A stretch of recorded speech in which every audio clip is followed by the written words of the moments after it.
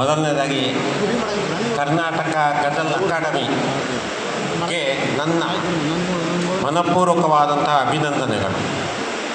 ಕಳೆದ ವರ್ಷವೂ ಭಾಗವಹಿಸಿದ್ದೇನೆ, ಈ ವರ್ಷವೂ ಭಾಗವಹಿಸುತ್ತಿದ್ದೇನೆ, ಮುಂದೆಯೂ ಭಾಗವಹಿಸಲಿದ್ದೇನೆ. ನನ್ನ ಒಂದು ನನ್ನ ಒಂದು ಭುವನಯ ಪತ್ರಿಕೆಯ ಲೋಕಾರ್ಪಣೆಯೂ ಆಯಿತು. ಅರ್ಧ ಕ್ರಯಕ್ಕೆ ನಾನು ಕಳಿಸಲಿದ್ದೇನೆ. ನನ್ನ ಗಜಲು, ನಾನು ಹಾಡುಗಾರ ಅಲ್ಲ, ಒಂದೇ ಸಾಲ ಓದ್ತೇನೆ, ನೇರವಾಗಿ ಓದ್ತೇನೆ. ಕಂಡ ಪಾಪೆಯಲ್ಲಿ ವಾಸಿಸುವೆ ಎಂದದ್ದು ಮರೆತೆಯ, ಅಂದು ಎದೆಗೂಡಲ್ಲಿ ಎರೆಸಿಕೊಂಡದ್ದು ಮರೆತೆವೆ. ಕಣ್ಣ ಪಾಪೆಯಲ್ಲಿ ವಾಸಿಸುವೆ ಎಂದದ್ದು ಮರೆತೆಯ, ಅಂದು ಎದೆಗೂಡಲ್ಲಿ ಇರಿಸಿಕೊಂಡದ್ದು ಮರೆತೆಯ.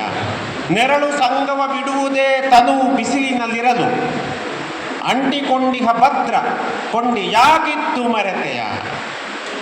ಕೇಶರಾಶಿಯ ಹರಹು ಮೋಹದಲೆ ಬೀರಿ ಮದವಿತ್ತು, ಮುಡಿಯ ಕಟ್ಟಲು ಸನಿಹ ಬೇಕೆಂದದ್ದು ಮರೆತೆಯ.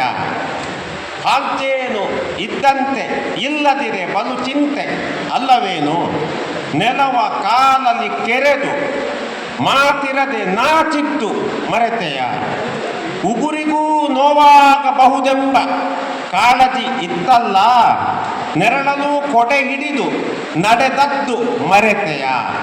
ಮೇಲೆ ಚಂದ್ರಮ ಸುರಿಸಿ ಜೊನ್ನವ ಕಳೆ ತರುವ ಸಮಯ, ಸಡಗರದ ಸಂಜೆಗಳ ಕಡಲ ನರ್ತನ ಕಂಡದ್ದು ಮರೆತೆಯ.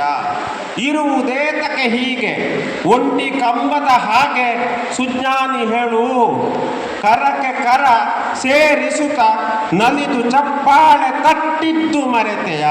ಕಣ್ಣ ಪಾಪೆಯದೆ ವಾಸಿಸುವೆ ಎಂದದ್ದು ಮರೆತೆಯ, ಅಂದು ಎದೆಗೂಡಲ್ಲಿ ಇರಿಸಿ ಕೊಂಡದ್ದು ಮರೆತೆಯ. ನಮಸ್ಕಾರ.